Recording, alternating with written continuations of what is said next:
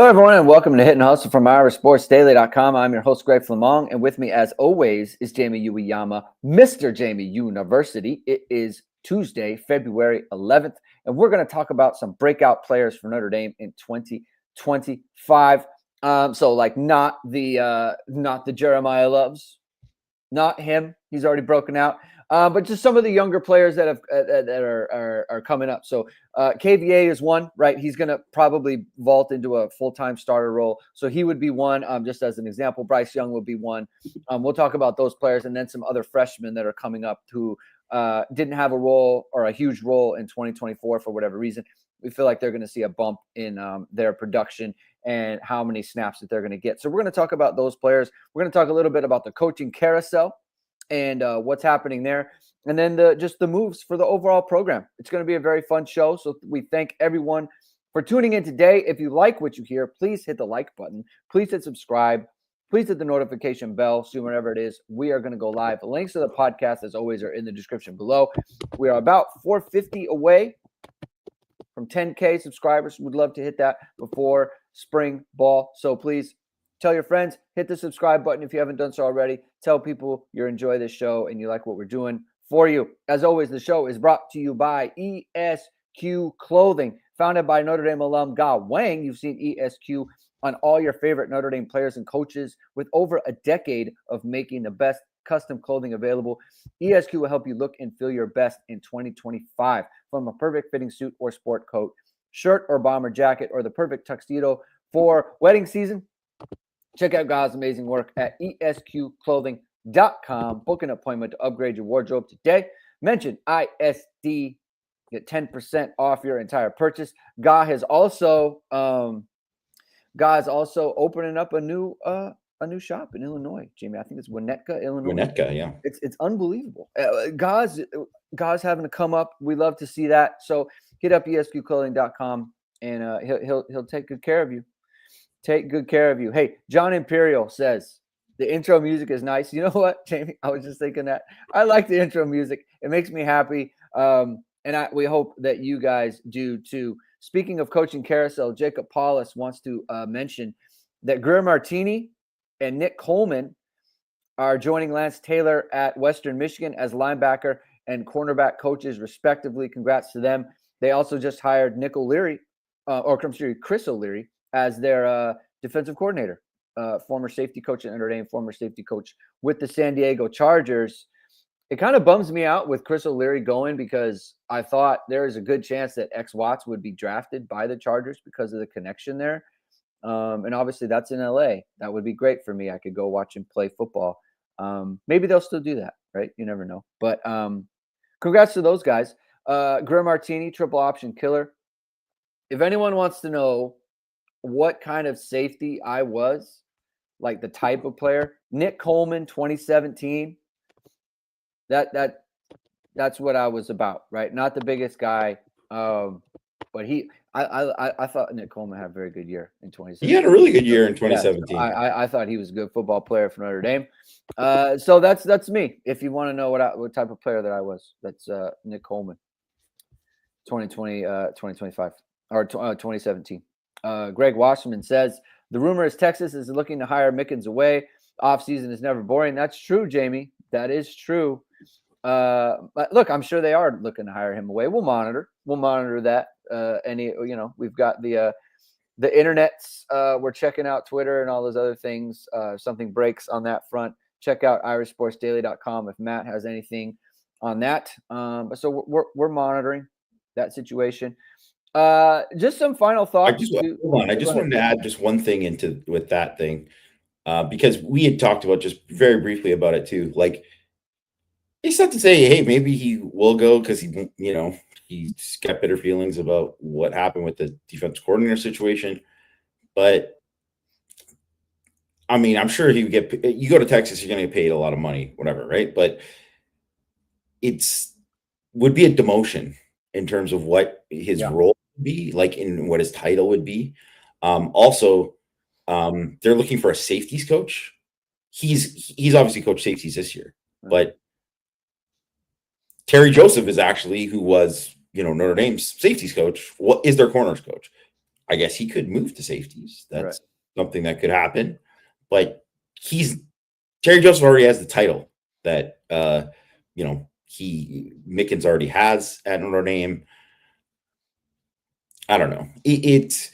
There's things where it doesn't really kind of make as much sense as it's not like a natural fit. So you might do it, but it's not like an easy thing. It's more of like, hey, we're just trying to hire a good guy and just trying to hire him away, or Mickens just wants out.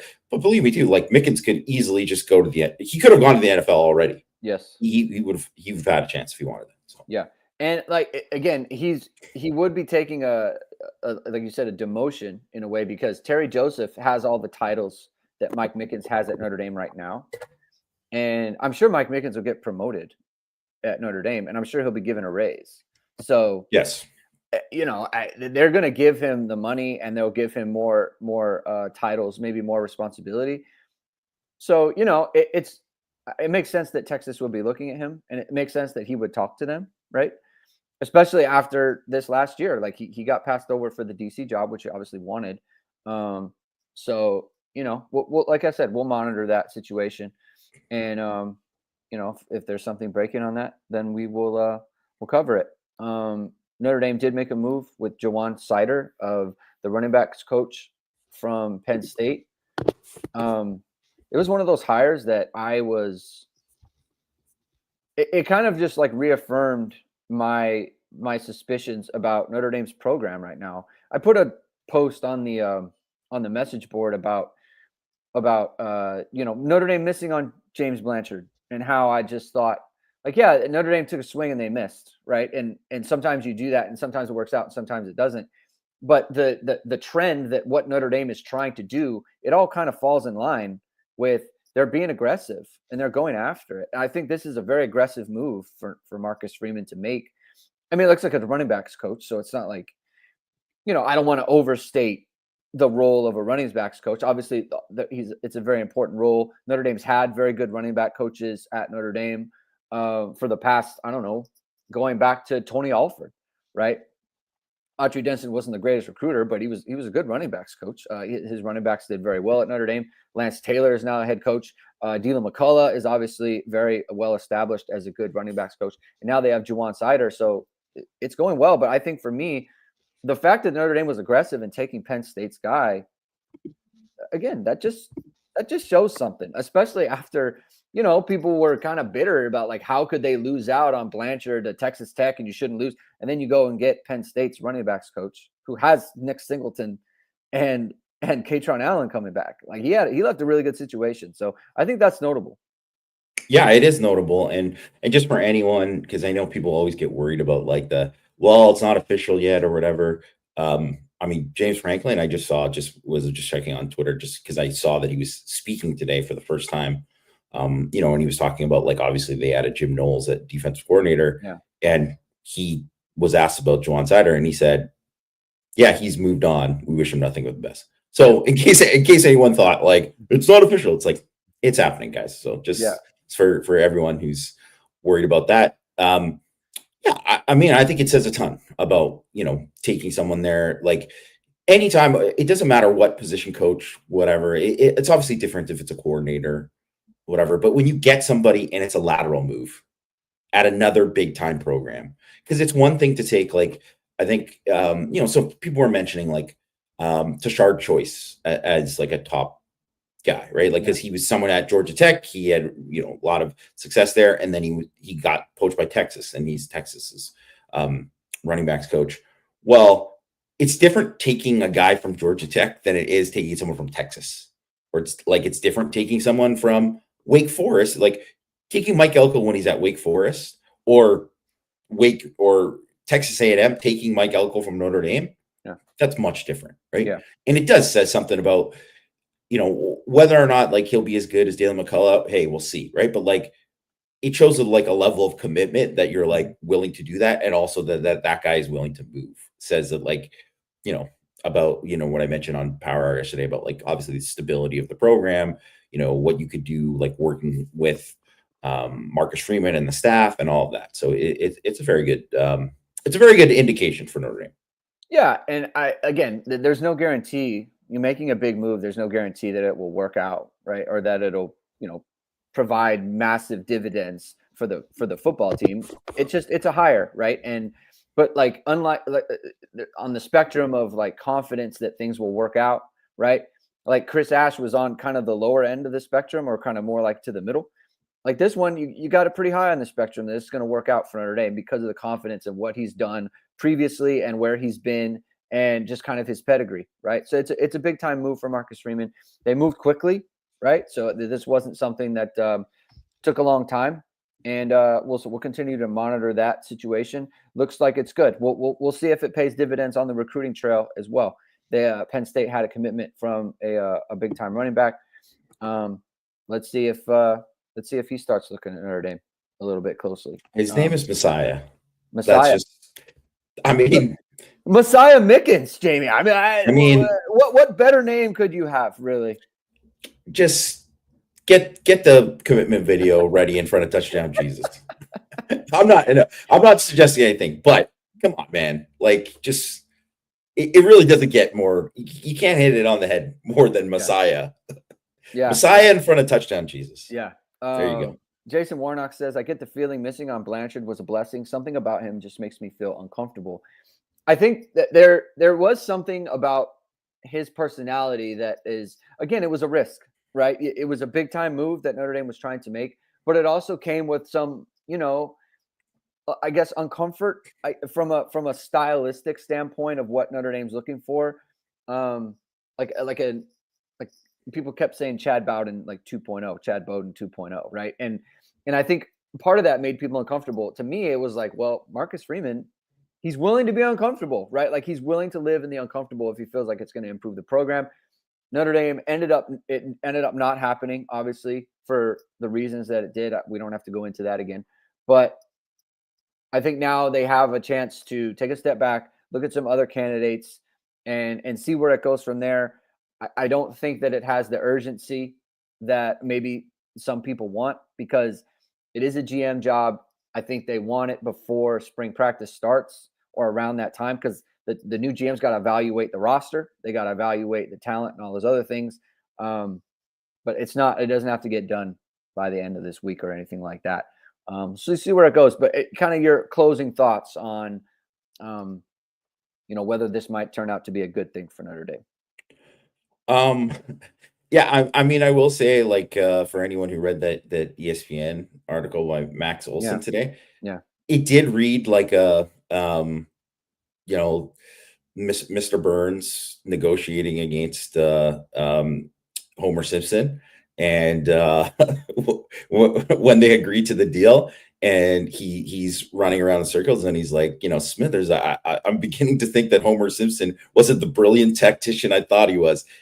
There was some red flaggy stuff in that article to me. I don't know, like, not that there was already a little bit of red flags, like you kind of mentioned, like just in terms of like Flash and all that kind of stuff there, but there were some red flaggy things, and whatever, it's the writer doing that, portraying it a certain way, but also just some of the things there, I was just like, I don't know, like this. There's a lot of I'm the smartest person in the room kind of vibes, and just my experience working with anyone who comes in automatically acting like they are the smartest person in the room, that is not good for, even if you are the smartest person in the room, it's not good vibes for staff chemistry, how he's going to work with others, all that kind of stuff.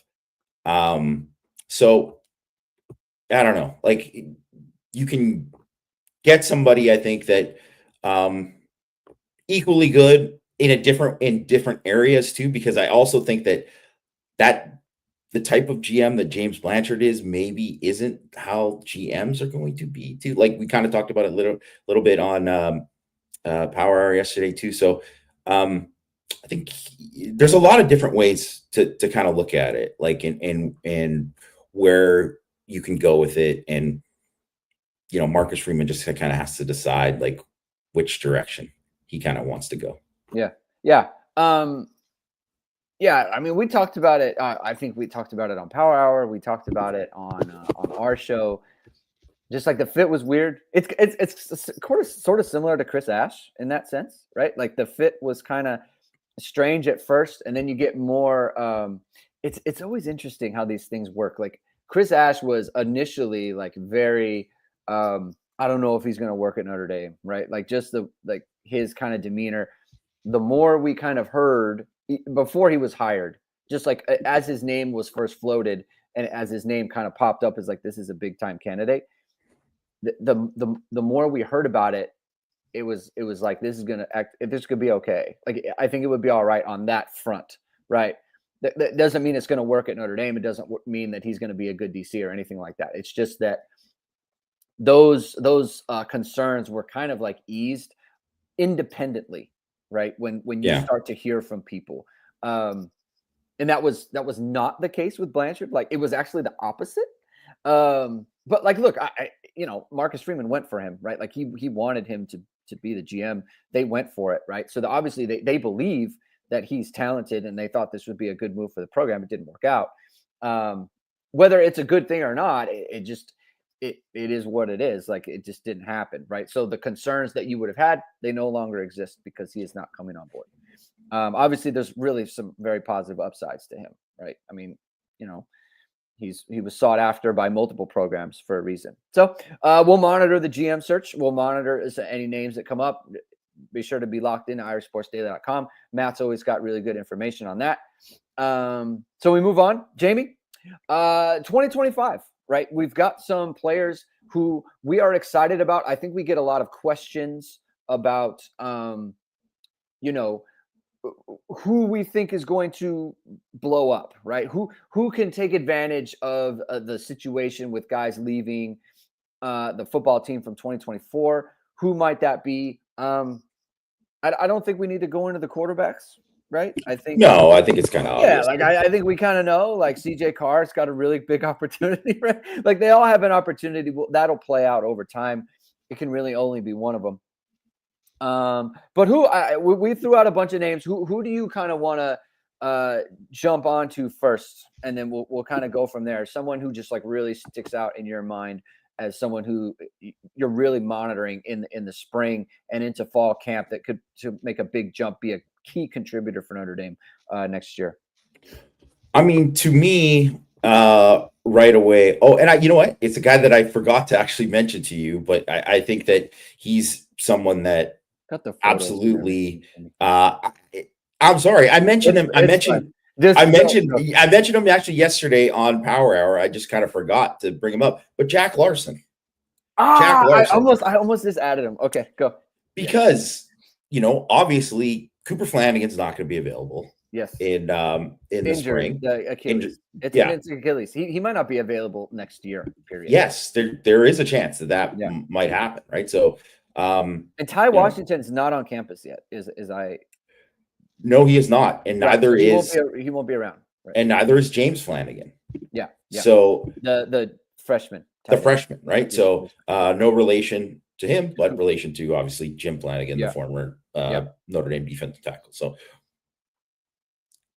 that means there's going to be a whole bunch of reps for Larson, and Larson, who there weren't reps for him last year to get involved with any kind of thing. He got reps in the spring or whatever, but he wasn't getting reps in any kind of things with the regular offense. Well, now the guy's going to be heavily involved there. Yeah. And you get to see kind of like, well, where is he at physically in terms of like the jump he made from year one to year two, right? Can he be a guy who plays in line, right? Because he was like a smaller guy, like a more of an H-back type, right? Can he be that kind of guy? Is he obviously Eli Reardon can be a guy who can like line up everywhere, right? But is that something that Larson can do? We have to find out. But I do think like Larson is a very talented receiver. I think he was probably like, as the process went along, he was kind of like underrated a bit. And I think he's like way better athlete than people kind of realize that he is. So, but we'll see, what it's like when he's like carrying that extra weight and all that. But he has a chance to be someone that like comes out of the spring and people are like, oh, he's going to be like someone who will help Notre Dame next year. I think that's like a real possibility. Yeah, and like, look, reps are everything, especially in the spring. Like, that's part of the reason why it's hard for guys to we commonly get the question of like Brennan Vernon and Devin Houston and guys like that.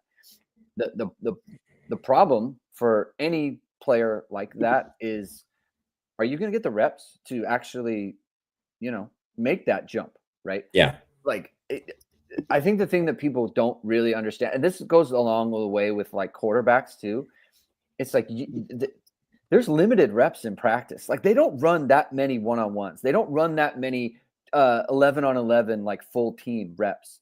It's just not. It just doesn't happen that much. So like the development has to kind of happen almost through indie and through film study and just like kind of doing extra work on your own, because you just can't get enough work to do it.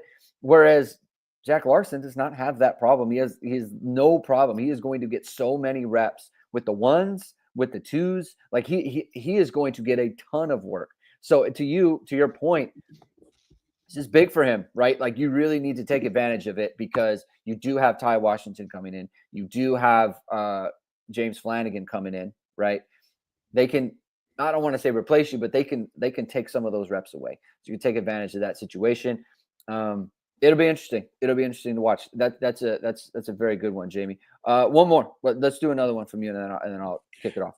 Yeah, and also just to add to what you said there too, like, I think one of the big things that really helped a guy like Donovan Heinisch was that last spring, Rubio wasn't there in the spring. Yeah. So he got kind of elevated. Instead of being with like the threes, all of a sudden he's with the twos all the time, and he's getting more reps. And then Rubio breaks his foot at the beginning of fall camp, and he's in there already. Like, he's getting a ton of reps all that time. And even by the time that Onye, was away from the team, Heinisch had already kind of established himself as like, yeah, he's a rotation guy, right? Yeah. So, so that's exactly how it can kind of happen.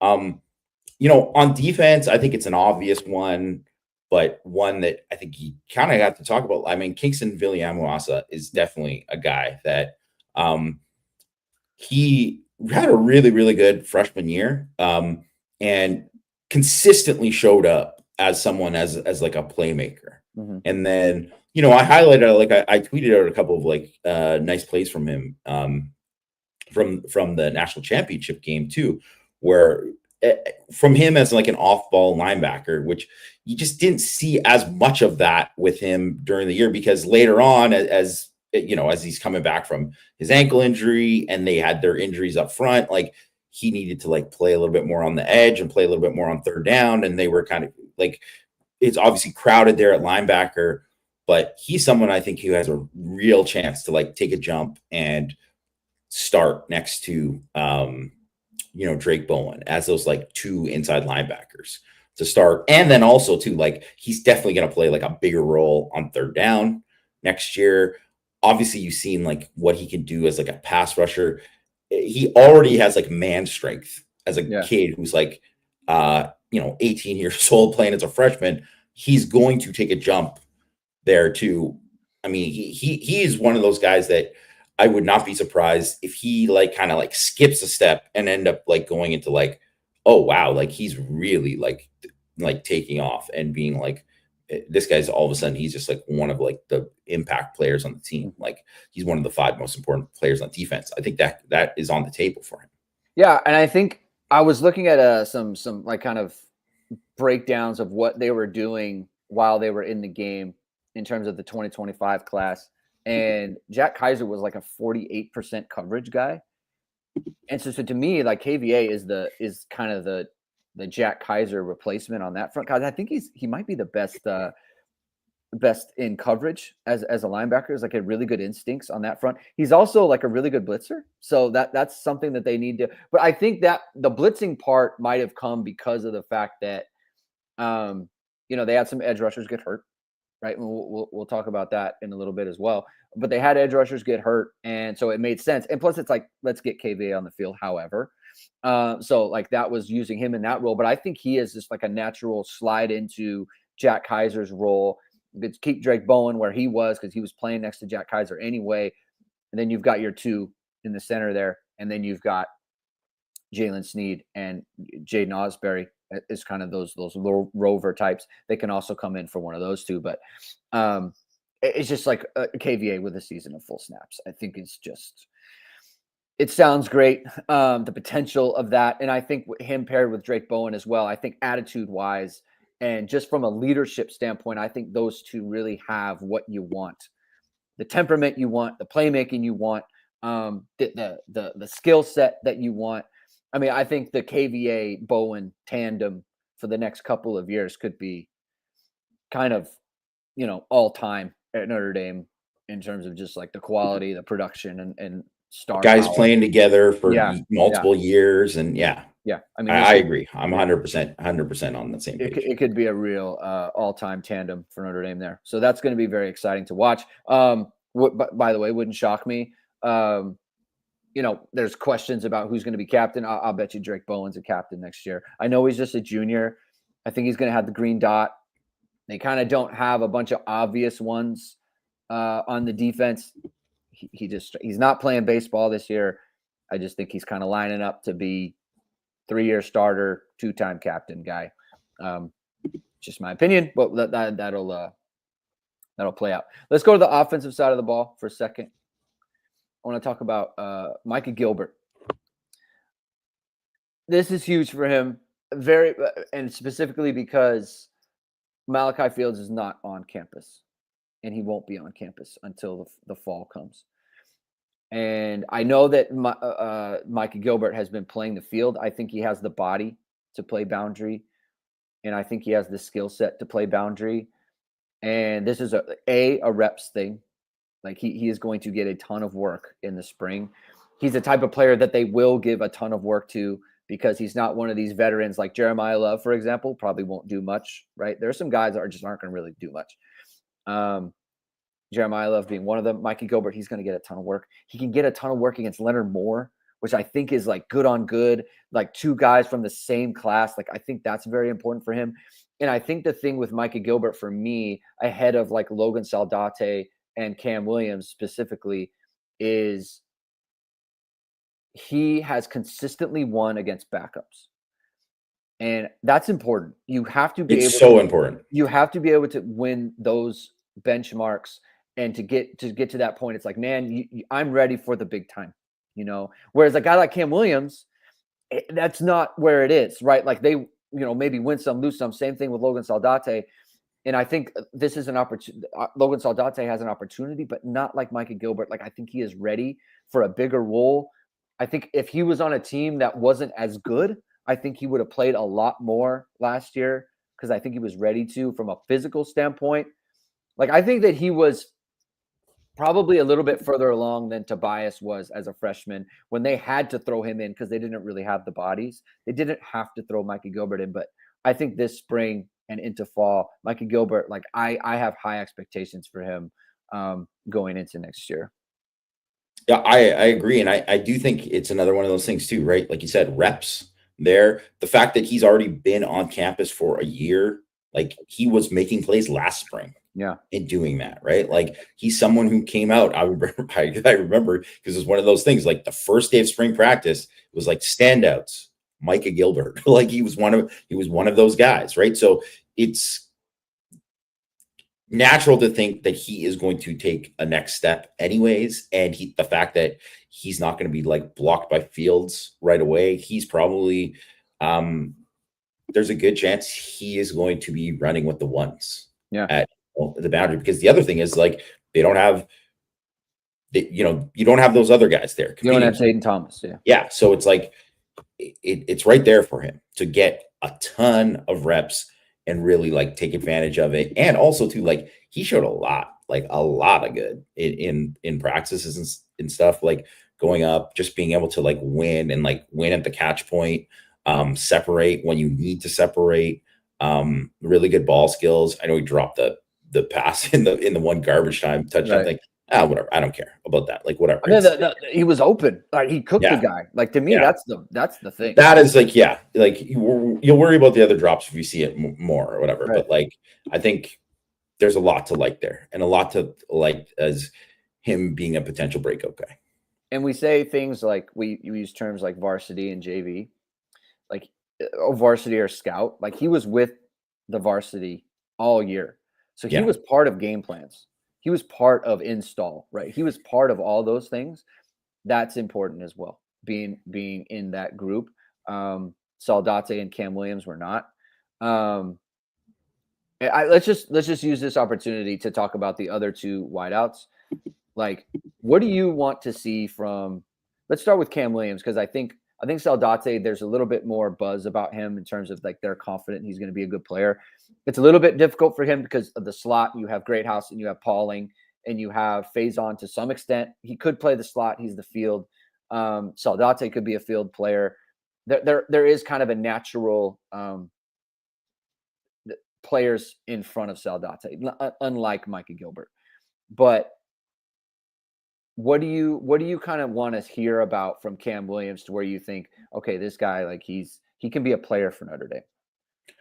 I think it's just all these things that you heard that you didn't hear about him, about like how he didn't he was coming from an offense in high school and things in high school where he had the biggest jump in terms of like, understanding like coverages, understanding leverage, just like running precise routes, just doing these kind of things that like small details that it takes to actually be successful. Because I mean, there's a lot of guys who can run fast, and there's people talking in the chat debating about who's fast. Well, I mean, Cam Williams is freaking fast. Like, he'll run by it, guys.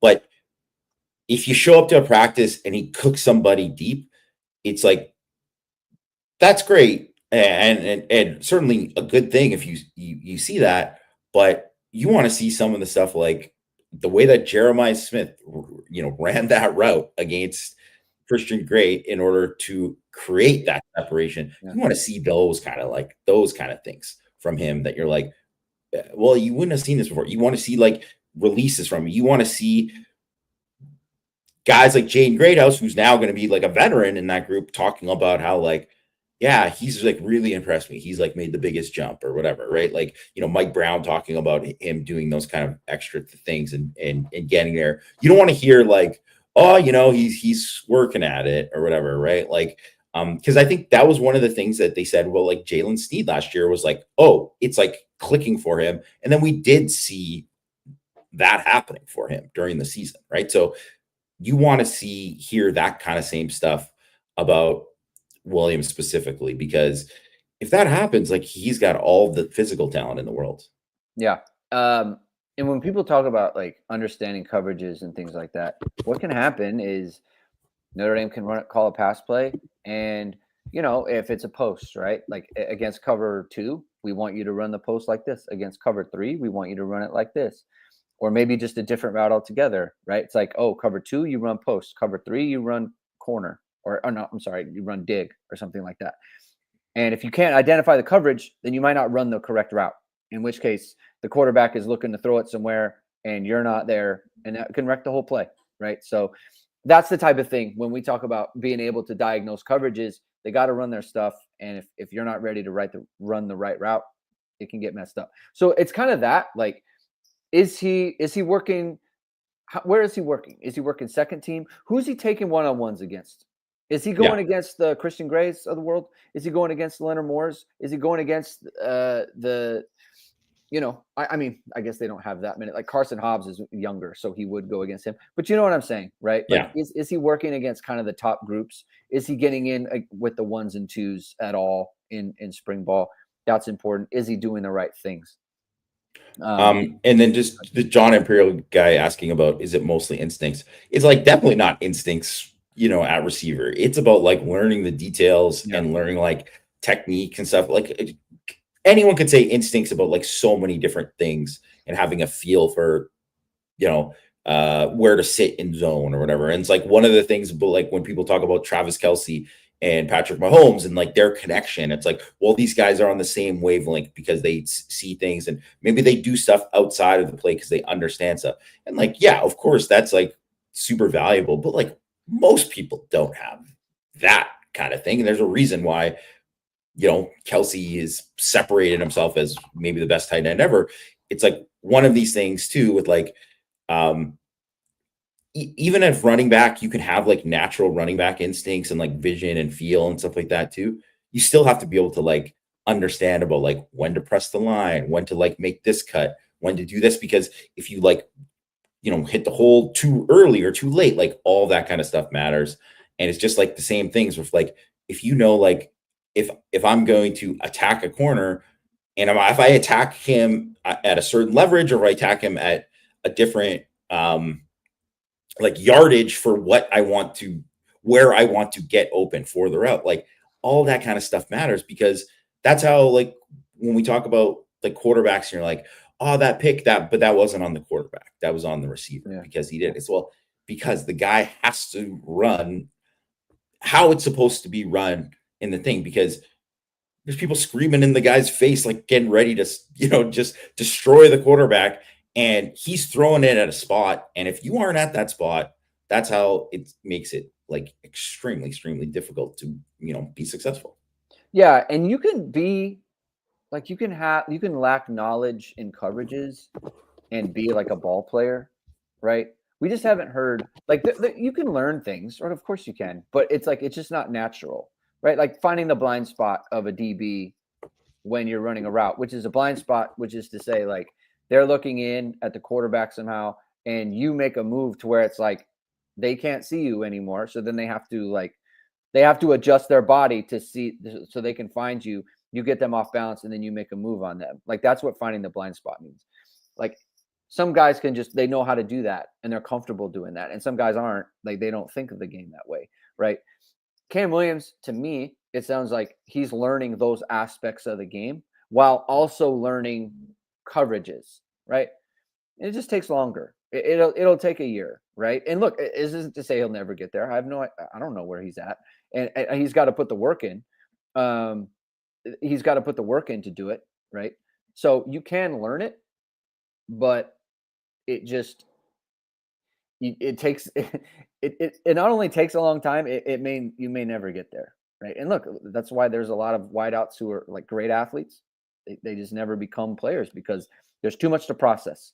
And some people can process it very quickly, and so then they can almost like they can naturally skip the part where they kind of have to consciously think about how to run routes, and then they can think about coverages. Sometimes you have to consciously think about how I want to run the route, and I have to think about this coverage, and I have to think about like catching the ball, right? So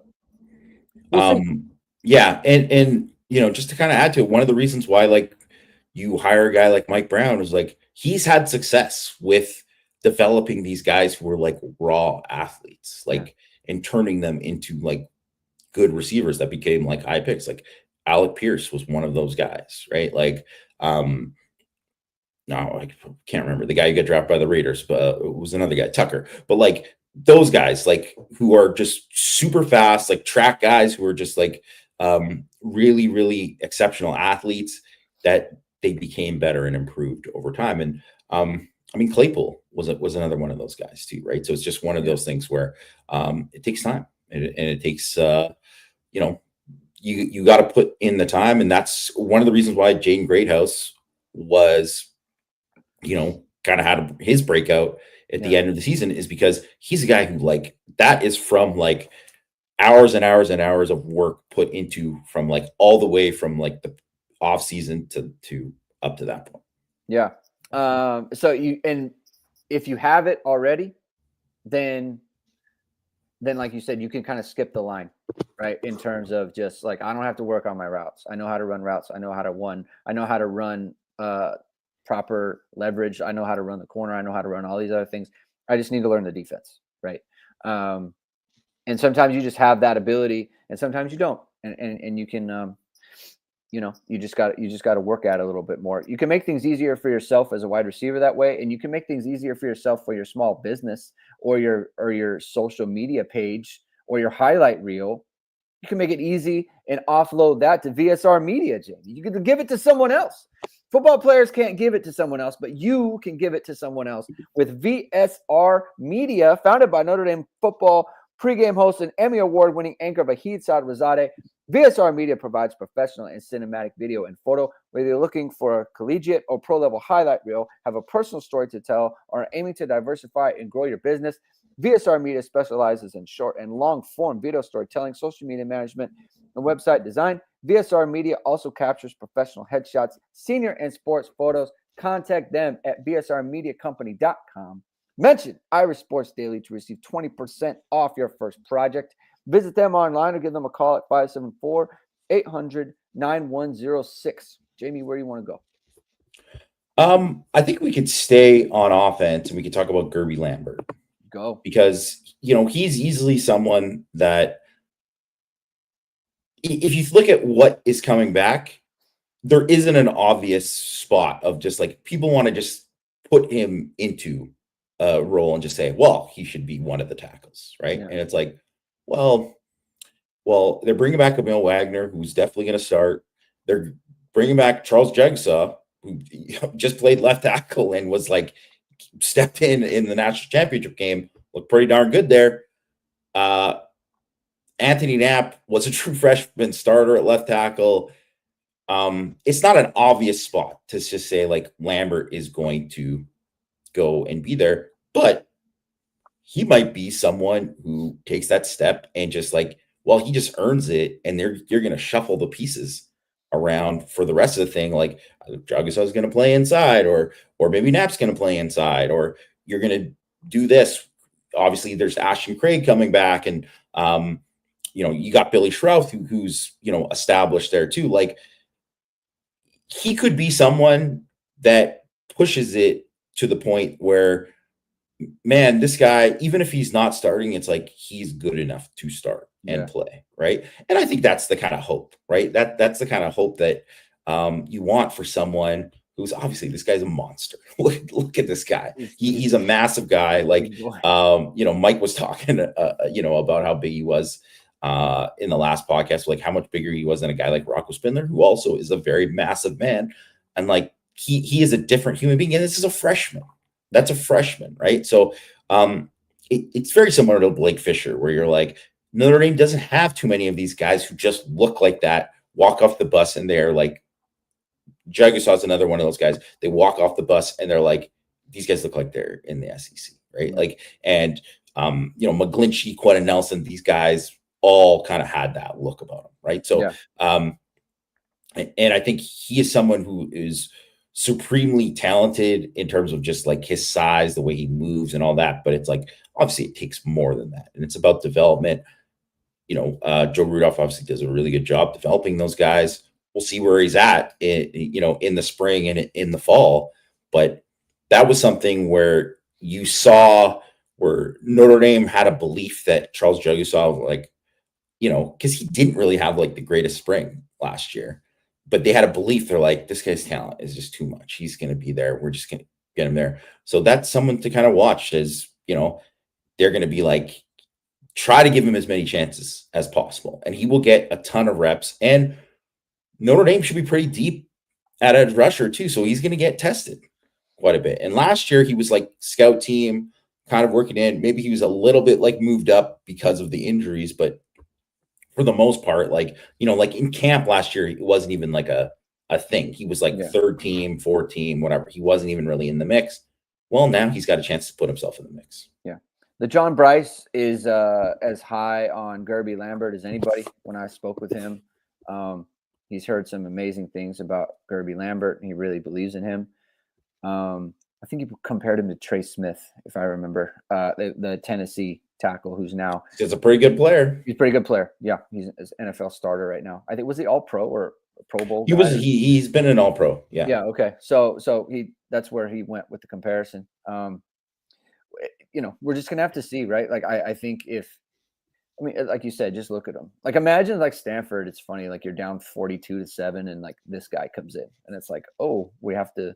Okay, like I didn't think that the backup tackle was going to look like Gerby Lambert, but you know, the idea of a Lambert, like let's just say Lambert, Strouth, Craig, Jagusaw, and Emil Wagner line, like that's just there's just some dogs, you know, just like beasts from on the inside. But look at where are things with Knapp? What are they going to do with Knapp, right?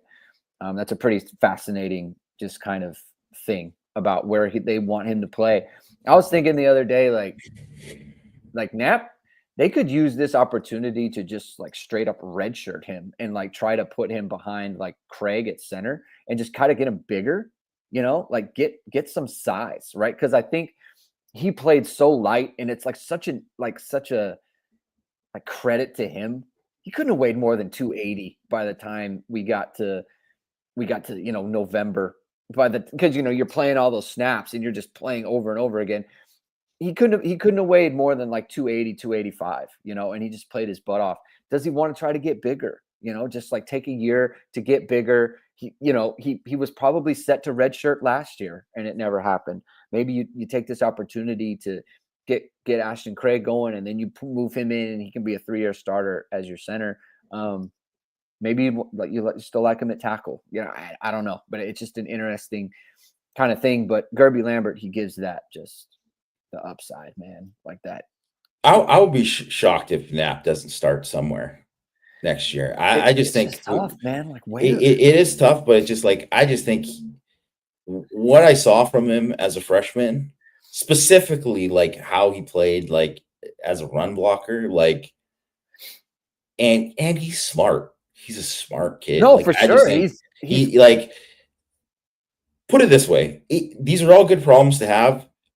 There's a good chance like a great player might not start at Notre Dame next year. Like that could happen. So yeah. we'll see. Like whoever starts, it could be whoever doesn't start. It could be a surprise that they don't start because that's how good they could be. So. Yeah. All right. Where do you want to go here? Let's go back to defense and we'll talk about Carson Hobbs. Okay. Because obviously Hobbs is someone that, you know, he didn't make the jump into the lineup that Leonard Moore did. And, you know, for Leonard Moore, you just, you know, I don't think we can say enough how amazing it was to really kind of be at that level. He truly was. He was better than Ben Morrison as a freshman, and Ben Morrison was ridiculous as a freshman. It's just, you know, so obviously the sky's the limit for Moore. You can't obviously judge someone based on they weren't Leonard Moore or Ben Morrison levels, but I think there was like some good stuff obviously there with Carson Hobbs, and frankly they're going to need him to be someone. It's like vital, yeah, and he is going to get a ton of reps in there. Whether or not they worked him a little bit at nickel last year, I wonder if they'll still give him reps there. Obviously, that's something they're bringing in Devontae Smith. You expect him to kind of be the nickel, but you just don't know if like Hobbs could do that too. But they're going to need him at outside corner as well. And he has a real chance to be the like third corner, right? And take a really, really big jump there. And frankly, like I'm kind of excited to kind of see where he's at. He's one of those guys that I wouldn't be surprised if like by the end of spring, we were kind of talking about Hobbs as someone who was like, oh, like, you know, Mike Mickens did it again. Like this is another guy who's just right there. And I'm really excited to kind of see where he's at in the spring. And he's going to get, like you said, reps, and then reps against players that Notre Dame wants to play. And not just wants to play, that wants to be very good, right? He's going to get a lot of Will Pauling. He's going to get a lot of Jordan Faison. He's going to get a lot of KK Smith. KK Smith, I didn't include in this, but you could make the case for it. I just think he might perpetually be behind like kind of a logjam. You know, we'll see. I mean, I think he's got to get stronger, but keep it to Carson Hobbs here. He's going to get a ton of those reps against guys that Notre Dame wants to be good players for them. And like you said, he's going to have utility for them, whether it's at the field or whether it's in the slot. Like, what kind of tackler is he going to be? It's just, can he stay in phase against these guys? So we haven't seen, he hasn't really shown anything that was like alarming or anything like that, but he didn't really get that opportunity either. So how he performs is going to be important for Notre Dame. They would like to, know, like, okay, we have 3. And then maybe we get something from a Dallas Golden or a Mark Zachary, a Creed Thomas or anything like that, right? Like, maybe we can hit on one of those guys, but we do want 3, like, a really solid corners that we can count on. Obviously, people get hurt, right? Ben Morrison lost for the year. Christian Gray missed an entire game where Leonard Moore had to step in and play for him. So it's just it's a big. Obviously, you can see from this photo, he's physically developed, which is good. But does he have it, right? Can he stay sticky? Can he stay in phase? Can he turn and run? Like, these are all questions. Can he play the ball, right? I think there's been good evidence that he can do those things. But again, you got to be able to do it against, kind of the real guys for Notre Dame, and the real guys that the opponents want to have out there. Logan Thomas, Jamie. It's big. Yeah. It's huge. First of all, he hated that this moment got taken away. It's terrible. Would have been just an incredible, like, true freshman moment where he's coming in there. Obviously, a great play by Ben Morrison. Unfortunately, that was the last great play by Ben Morrison in his career. Yeah. Because and it would have been, it would have been a heck of a signature one to go off of. He got the strip sack there. Yeah. But Logan Thomas, obviously, you saw, like, just in the flashes there, like, man, this guy has got, like, he's got a motor, he's got twitch. He's someone who needs to physically develop more, but he did take a big jump with his physical development, considering where he came in at and where he had he had the shoulder surgery. So he's someone who's going to have this whole spring and winter to kind of really, like, take another jump there. He is someone that I think has very, very high pass rush potential. And I would be very surprised if he doesn't put himself in a position to be to compete at the very least as a rotation player there. Because the other thing is like, Boubacar and Jordan Botelho, they won't be. Maybe they will get a taste of just a little bit of something at the end of spring, depending on whatever. I don't know. Just based on what they said with their timelines, I don't see them in pads at all in spring, or in any kind of way that we would see them doing stuff. Right. But they'll be moving around, so they won't be part of, like, the regular spring ball rotation of what you're getting on the defensive line. Well, that means a guy like Logan Thomas is going to get way more reps because of that. And that is super, super beneficial. And he's going to get a chance to go against, we talked about how good this offensive line is, and these guys and what you think of them. So if he's out there and he's doing well when they're having one-on-ones, when they're going 11 on 11, and he's, making an impact, that's a way that's going to show, like, hey, this is going to be somebody who's going to help you out in the fall. Yeah. Couple comments about the size. Thomas needs to get bigger so he can play the run better. Jacob Paula said. John Imperio says Logan Thomas needs to gain 20, 25 pounds, get his man strength. I don't know about exact weight, but it is a big weight room year for Logan Thomas, because I think when he came in originally, he was light, but I think he was sick. He had gotten sick or something. He had gotten sick, and then he also had the shoulder surgery. So It was like a combination of the both. Right. And so then he put weight back on, which was great. Like, he was able to put the weight He's on. about 230. And by the way, you have, like, always been consistent about guys who, like, need to put on weight. The fact that he was able to do it so quickly, it's like he put work in. Like, it's hard work to gain weight like that. And so that shows kind of his intent as to be a, serious football player. He's the kind of guy, like, man, he could add weight and just be like a true kind of monster given his body type, like kind of a long guy. He could be like a real one. So that's something to. I don't think he needs to gain 20 to 25. Yeah, pounds. People always want to throw. We'll see what happens. Maybe he does gain, like, a ton of weight, but, like, I think he just needs to just keep working the same way that he has to add. I imagine by the time he leaves Notre Dame, he'll be 250 plus or something like that. But if he's like 240 as like a redshirt freshman or true or sophomore, I guess, because he did play this year, right? But like if he's a sophomore and he's like, 240 plus there, I mean, Julian Okwara weighed under 240 as a sophomore. And by the way, like was a pretty good player as a sophomore at that. So it doesn't, it's where you finish. It's where you finish.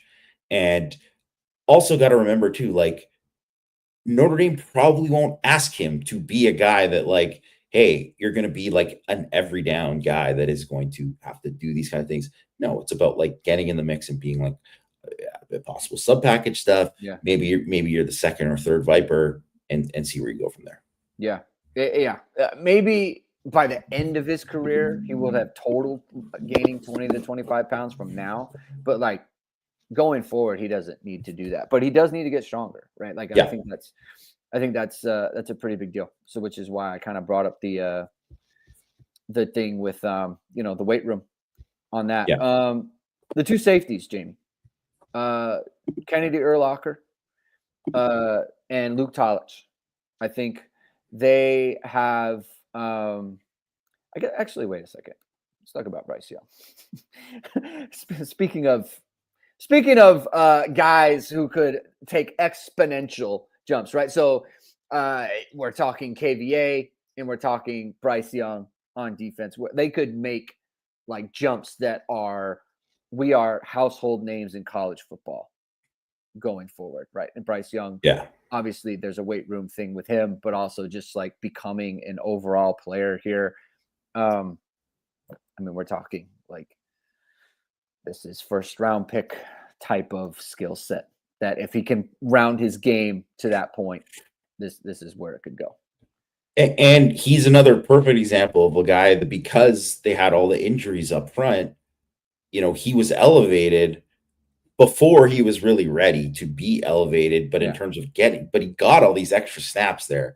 And if you look at like from the early points on when he was getting like 15 to 20 snaps and playing early on, and then where he was at the end of the year, just like if you just look at just like technique wise, how much better, how much faster he was playing in terms of recognizing blocks, block destruction.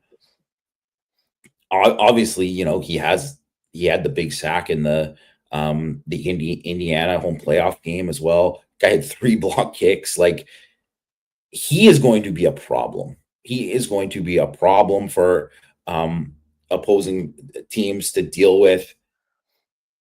The sky is the limit for him. And I think he's going to take a massive jump.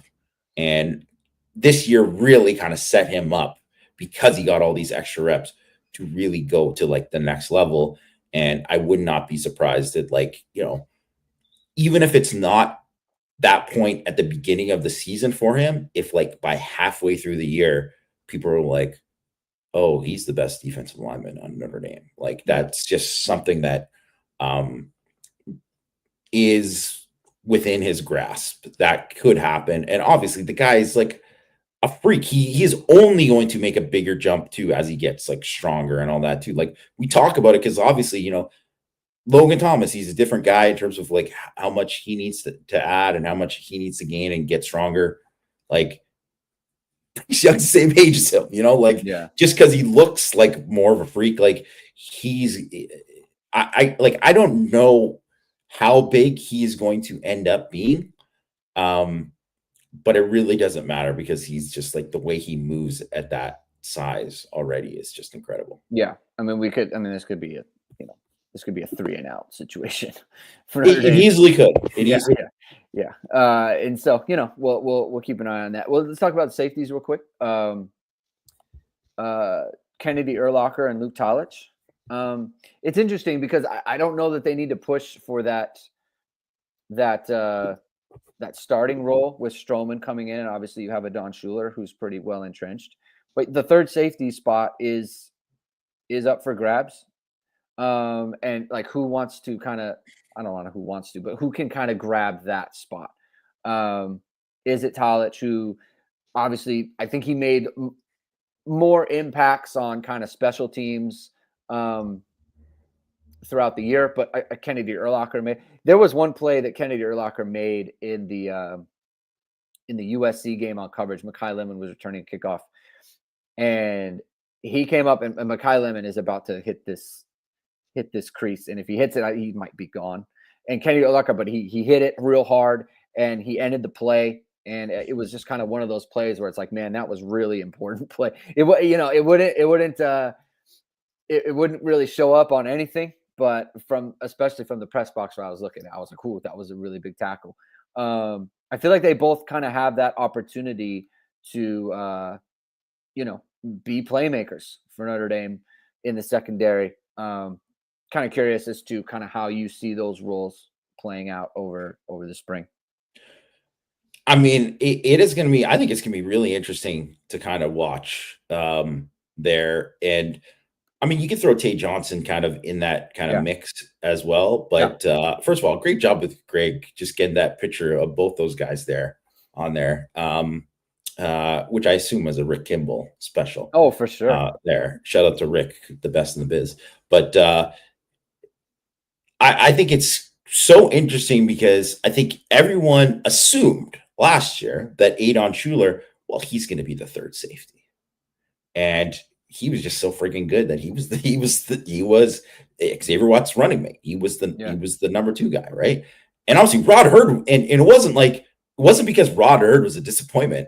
Turns out Rod Hurd, very good player. Yeah. Just that Schuler just had earned that spot, right? So I think that is something it's going to be really interesting to kind of see where they're at. And I think because of the skill sets are what makes it really interesting, because I think the reason why Tay Johnson is probably the most intriguing of them all, because he is someone that, as he got moved to corner because they, had injuries there and they need some depth there. And he could be someone that I think could do some more of the stuff where like, oh, well, he's going to be a guy who match up at man a little bit more than some of the other guys, right? Not that, those guys can't play man, but you just wouldn't put Kennedy Urlacher, you're probably not putting on like a tight end like you would put Luke Talich against a tight end, or putting a guy against a slot. Like Tay Johnson seems like he's better suited to play man against a slot than some of those other guys, right? So there's the kind of skill sets, how the guys are going to tackle and all that. I think obviously we've seen Talich and Urlacher tackle at a high level. How's Tay Johnson going to do it? How are these guys playing deep in these different roles? We know how important run support, those safeties are in run support for Notre Dame. Kennedy Urlacher, he just seems like he might be, like he has a chance to be like extra special in that area. So I mean, I can't wait to watch these guys because I really think like if you look at it, and obviously Talich was a walk-on who earned an offer. He was a guy who had offers, so it wasn't like he was just like a guy off the street or anything like that. But he obviously was someone who wasn't like a highly ranked guy. More people kind of thought that he was going to be who he kind of is now. They would have offered him more then, right? So that was like obviously a great find by Notre Dame to get him there and get him on campus. And then Urlacher too. I mean, he had some decent offers, but he wasn't very highly ranked. Obviously, we were like a little bit skeptical of like what kind of player he's going to be, but he really, really has like some special ability, that you just don't see. Like, and yes, it's the Purdue game or whatever, but he just did some things in that game that you're like, that's not normal. And it's definitely not normal for a freshman. And obviously, he's got the pedigree. He's got all that. I can't wait to watch these guys because I really think that like out of that group, there's zero chance that at least one of the three isn't really good for Notre Dame this year. And there is a chance that maybe all three are like pretty good players for Notre Dame this year. And then obviously you add Stroman and you already got Schuler. Yeah. That's a pretty good group. It's a good situation. And I want to give credit to Bronte Johnson as well, because like he was kind of a Cam Williams type in that, like, great athlete, but I mean his DB film didn't. He's played mostly quarterback for his high school. Yeah, He's DB film in high school. It was, to say it was raw is the rawest you could ever see, but to point, and then he comes in, he's not an early enrollee. Then he comes in and he breaks his collarbone. Then he gets put into the game against Florida State as a corner. Like, it is hard to learn safety if you're just transitioning off quarterback, right? It is hard to then learn corner in the same way. And he got put in the game and he did some stuff, right? To me, that shows a ton of work behind the scenes, buy-in from the player, buy-in from the coaches, and the player kind of showing an intent that, like, I'm going to be a player at Notre Dame. And he has the physical talent. So to your point, like, those three, it's going to be for between those three and Carson Hobbs, like, it's going to be a very interesting spring from how is that group developing? That's a low key, like, a really interesting spring year coming off, because I feel like I don't know that we could have even had this conversation. We could have had the conversation last year, but not about this many players. Like, I just, like, this just kind of shows the kind of the state of the program, in my opinion, where it's like, man, like, what are they going to do with Bronte Johnson, right? Like, what are they going to, these guys aren't going to be starters, but man, they can be key contributors and they can grow into starters. It's a very exciting thing. Last player, I think, for a second here is Ge Young. John Bryce was super high on Ge Young last year. I believe he had in camp, was it a hamstring or was it a groin? Yeah, he had a hamstring. He had a soft tissue injury, I know, and that kind of. Or he had it in the spring. No. He had it in the spring. That's right. He didn't have much of a spring practice.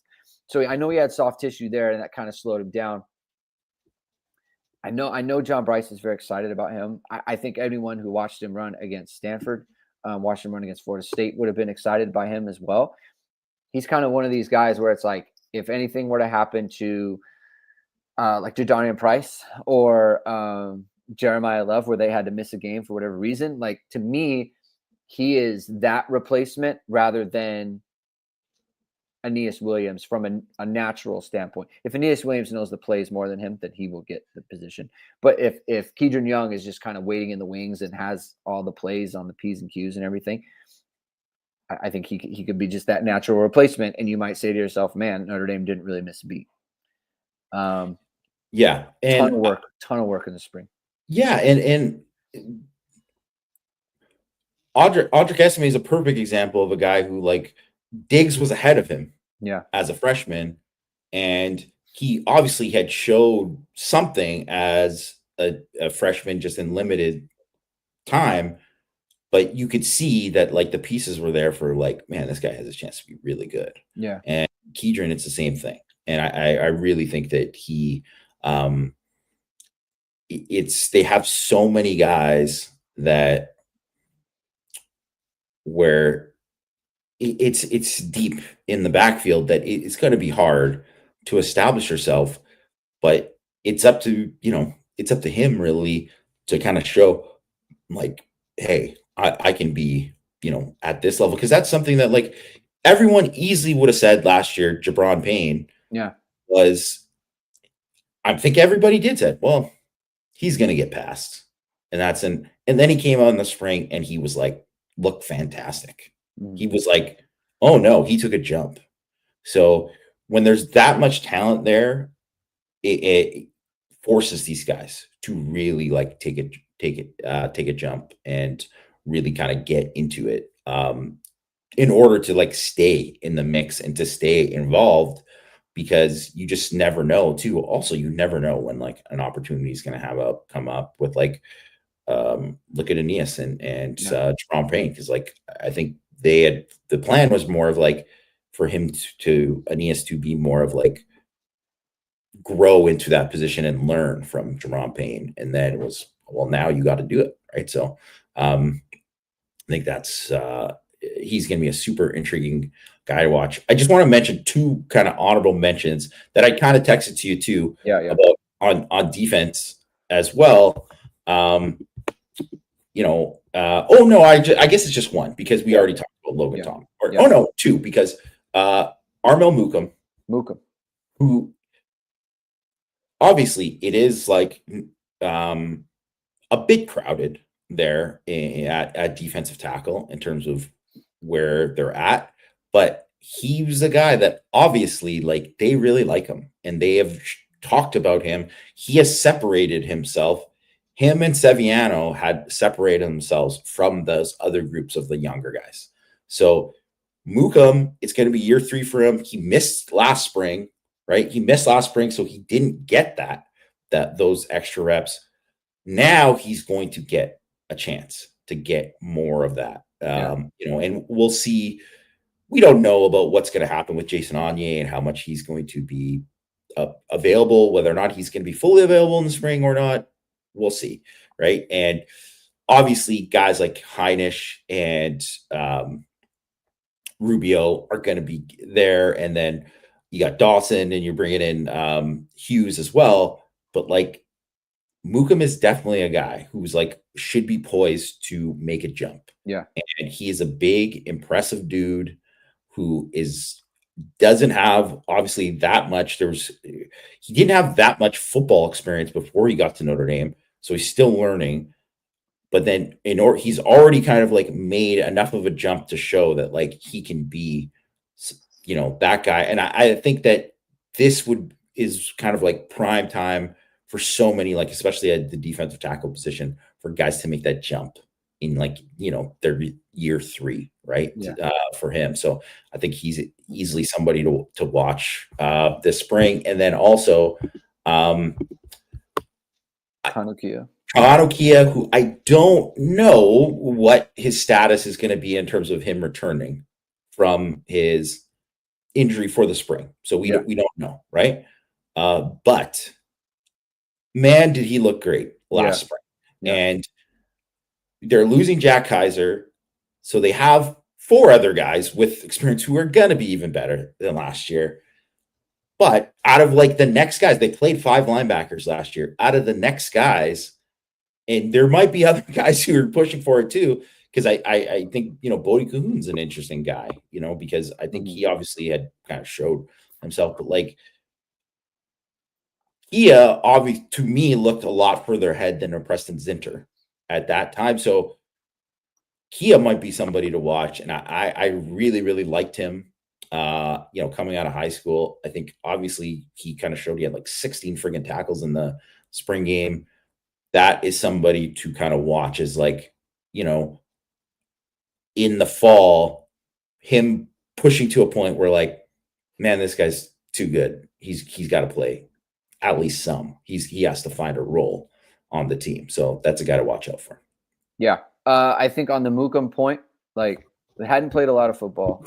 Transitioning to D tackle, which I believe is a more technical position. It definitely is, yeah. Yeah, and had to put on a ton of weight. Yeah. So it's like there's a lot of degree of difficulty there for him. So as he adjusts to that, it makes sense that now in his 3rd year, he would kind of hopefully would be primed to make a jump and be a key player for Notre Dame. Kia is kind of like he's kind of like Luke Talich. And that, like, man, every time he's on the field, he's doing something, and he's got that body too. So yeah, those are all good choices there. So like, it's going to be an interesting spring for sure.